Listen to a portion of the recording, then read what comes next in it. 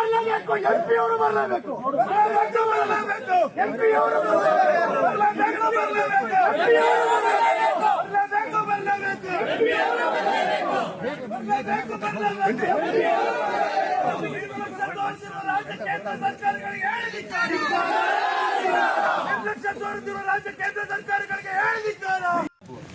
ಒಬ್ಬನ್ನ ನೀವು ಬಿಡ್ಸಕ್ಕಾಗಿರಲಿಲ್ಲ. ಇವತ್ತು ಪಾಪ ಅವರು ನಿಮ್ಮ ಕಿರುಕುಳಕ್ಕೆ ಬೇಸತ್ತು, ನಿಮ್ಮ ತೊಂದರೆ ಕೊಟ್ಟಿರೋದಕ್ಕೆ ಬೇಸತ್ತು. ನಾವಾಗೆ ಇಲ್ಲಿ ಬದುಕಕ್ಕೆ ಸಾಧ್ಯ ಇಲ್ಲ, ನಾವು ಊರು ಬಿಟ್ಟು ಹೋಗ್ತೀವಿ, ಎಲ್ಲರೂ ಕೂಲಿ ಮಾಡ್ಕೊಂಡಿದ್ವಿ ಅಂತ ಹೇಳಿ ತೀರ್ಮಾನಕ್ಕೆ ಬಂದಿದ್ದಾರೆ. ಇವತ್ತು ಅದು ಸಂಪೂರ್ಣ ಅಧಿಕಾರ ನಿಮಗಿದೆ. ಇವತ್ತು ಈ ರೀತಿ ನೀವು ಕೋಟಿಗಟ್ಟಲೆ ಖರ್ಚು ಮಾಡಿದ್ರೆ ಮುಂದೆ ಎಕರೆ ಬೆಳೆಸೋಕ್ಕಾಗಲ್ಲ.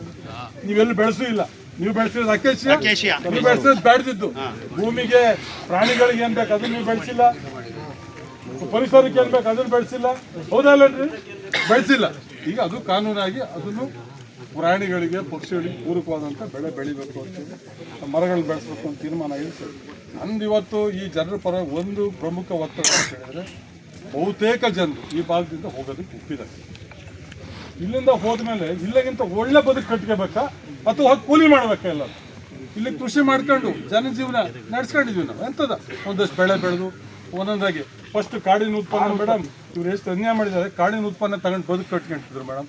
ಅದಕ್ಕೆ ಕಲ್ಲು ಹಾಕಿರು, ಅದೇನು ಹುಳಿ ಆ ಮರ ಚಕ್ಕೆ, ಅದನ್ನು ಮರ ಸಾಯ್ದಂಗೆ ಅವ್ರಿಗೂ ಮುಂದಕ್ಕೆ ಅದು ಬೇಕಲ್ಲ. ಮರ ಉಳಿಸೋ ರೀತಿಯಲ್ಲಿ ಅದ್ರ ಮೇಲ್ಗಡೆ ಅದಕ್ಕೇನು ಮರ ಮತ್ತೆ ಒಂದು 5-6 ವರ್ಷಕ್ಕೆ ಚಕ್ಕೆ ಬರುತ್ತಾರೆ.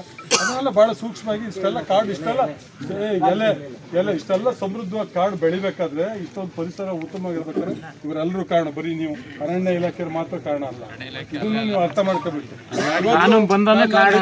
ನಾನು ಹೆಚ್ಚು ಮಾತಾಡಕ್ಕೆ ಹೋಗೋದಿಲ್ಲ. ಊರೂರೇ ಖಾಲಿ ಮಾಡೋದಕ್ಕೆ ರೆಡಿ ಆಗಿದ್ದಾರೆ. ನಿಮ್ಮ ಕೈಲಿ ಆಗ್ದಲೇ ಇರೋದನ್ನ, ನಿಮ್ಮ ಕೈಲಿ ಮಾಡಕ್ ಆಗ್ದಲೇ ಇರೋದನ್ನ ಅವ್ರು ಇವತ್ತು ಮಾಡ್ತೀವಿ ಅಂತ ಮುಂದೆ ಬಂದಾರೆ. ಹಾಗಾಗಿ ಅವರಿಗೆ 1:4 ಪರಿಸರ ಕೊಡಬೇಕು. ಅವ್ನು ಅವನು ಇದೇ ಹಾರ್ಟಿಕಲ್ಚರ್ ಇನ್ಸ್ಪೆಕ್ಟರ್, ಅವ್ನಿಗೆ 10 ಸರಿ ಹೇಳಿದೆ KDP-ಲಿ, ಇಲ್ಲಿ ನಿಮ್ಮ ಜನಸಂಪರ್ಕ ಸಭೆಯಲ್ಲಿ ಹೊಡೆಯಕ್ಕೆ ಹೋಗಿದ್ದಾನೆ ನಾನು. ಅವನಿಗೆ ಏನು ವ್ಯಾಲ್ಯೂ ಇದೆ? ಇವತ್ತು ಅಡಿಕೆ ಗಿಡ ಇಷ್ಟ ಹತ್ರ ಬಂದಿದ್ದು, ನಾಳೆ ಹಣ್ಣಿನ ಆನನ ಬಂದು ಅದು ಇರಲ್ಲ ಸರ್. ಬಡ್ಡೆ ಮಾತ್ರ ಕಾಣ್ತದೆ. ಕೃಷಿ ರೋಗ ಇವತ್ತು 7-8 ವರ್ಷದ ವ್ಯಾಲ್ಯೂಯೇಷನ್ ಮುಂಚೆ ಮಾಡಿದ ವ್ಯಾಲ್ಯೂಯೇಷನ್ ಇವತ್ತು ಪುನರ್ ಪರಿಶೀಲನೆ ಮಾಡಕ್ಕೆ ಎಲ್ಲಿದೆ ಮರ, ಎಲ್ಲಿದೆ ವೆನಿಲಾ ಬಳ್ಳಿ, ಎಲ್ಲಿದೆ ಕಾಳುಮೆಣಸಿನ ಬಳ್ಳಿ, ಎಲ್ಲಿದೆ? ಇವತ್ತು ನಾನು ಇಷ್ಟೇ ಅವ್ರ ಪರವಾಗಿ ಹೇಳೋದು, ಹೆಚ್ಚು ಮಾತಾಡೋದಿಲ್ಲ.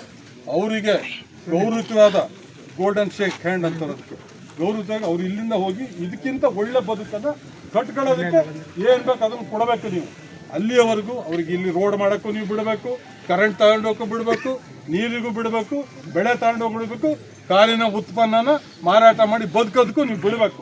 ಅವಾಗ ಮಾತ್ರ ನೀವು ಮನುಷ್ಯ. ಅರಣ್ಯ ಮಂತ್ರಿ ಹತ್ರ ಹೇಳಿಸಿ ಆಗೋದಿಲ್ಲ. ಎಲ್ಲ ಹೇಳಿದ್ರು ನೀವು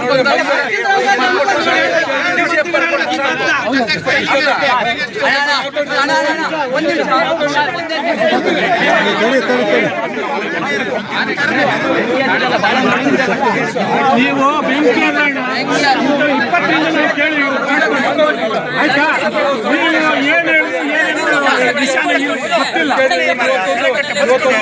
ಕೊಟ್ಟು ಹೋದ್ಕೊಳ್ಳ ಪರಿಹಾರ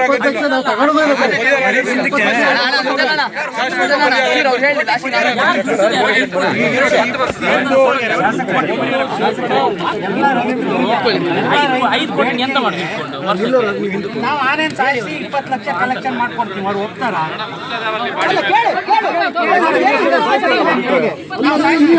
ಈ ಆನೆ ಸಾಯಿಸ್ತಾರೆ ಹಿಂಗೆ ಹೇಳಿದ್ರು ಗಣಿ ತಾಂಡವರು.